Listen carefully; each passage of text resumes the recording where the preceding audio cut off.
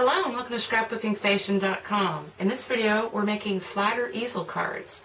And so they mail flat, but you pull up on the tab and you've got a card that displays really nicely. It looks complicated and hard to make, but it's not. So I'm going to put the camera over my shoulder and we'll get started. Okay, to create the pocket for this card, you're going to need a 4 1/4 by 11, and your score line is going to be 5 1/2. And the difference between this and a tall teepee is this score line creates the bottom of your card, and that's what creates the pocket. Now when you're cutting, these dark lines are cut lines and these dashed lines are going to be score lines. So you want to cut 1 inch from the bottom, 1 inch from the top, and 3/4 from both sides, coming down across the bottom, which is going to be closest to your fold line, and then back up this way. And then you just make your score lines between these cuts at 1 inch from the top, and then another 1.5 inches, and then another 1.5 inches, and then it'll leave you this 1/2 inch flap. And that's all there is to the pocket. So it'll create something like this, exposing. You've got about a 3 by 3 square here, and then about the same on top.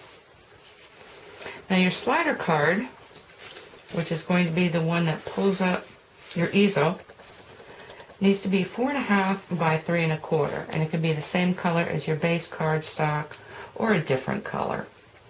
So let me get that cut, and then we'll talk about attaching this to your base.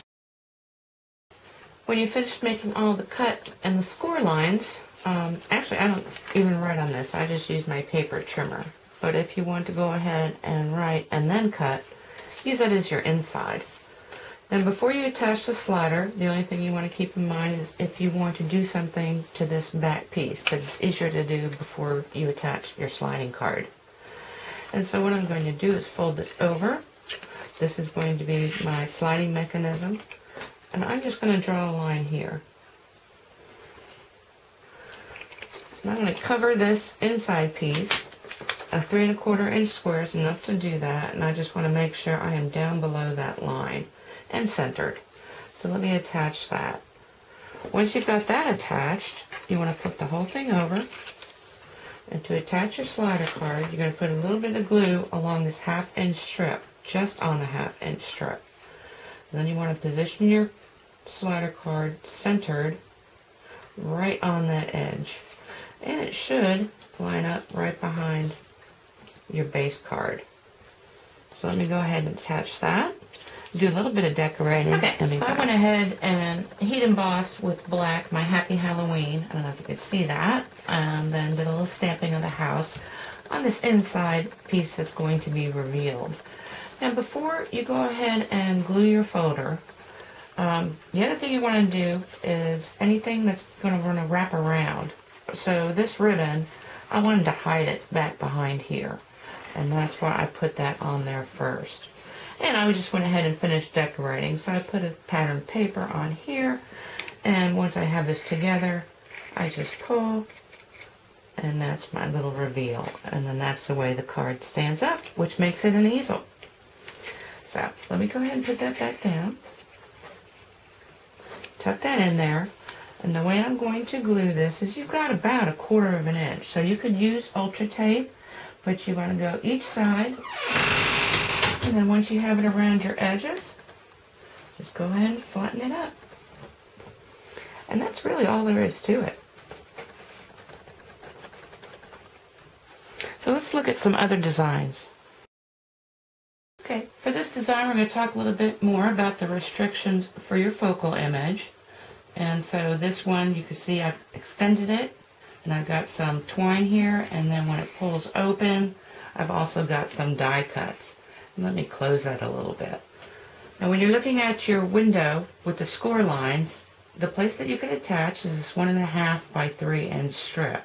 Now things can extend on either side and off the top, but you don't want to cross either of these score lines. In the back panel that's in here, you don't want anything really sticking out, because you want your slider to be able to slide in and out pretty easily.